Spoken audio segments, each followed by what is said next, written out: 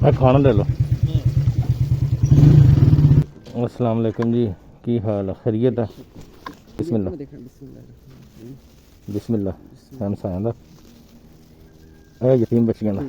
ठीक है जी, 3 हो गए तुहाडे पूरे। ठीक है जी, जाओ अल्लाह दे फजल नसीब करो।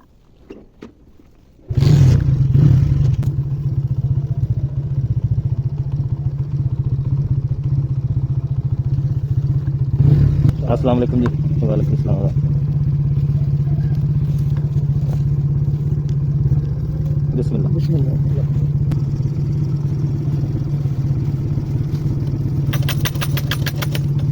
रात ले लिया तीनों तो।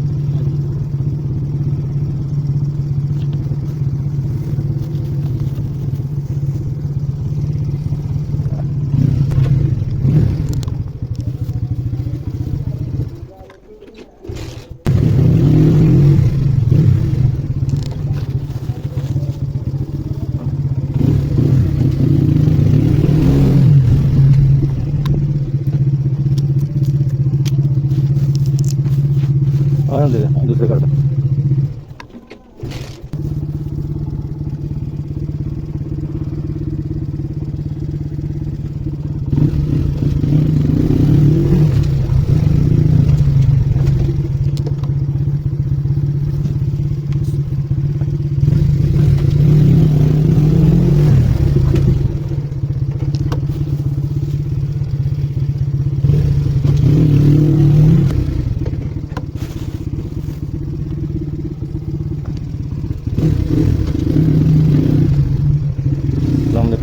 की हाल है?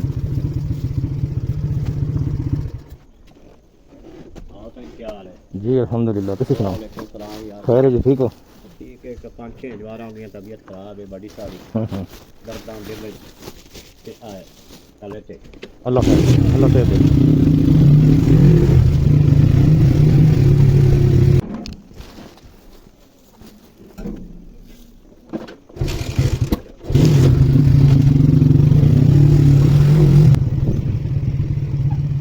खाना दे लो।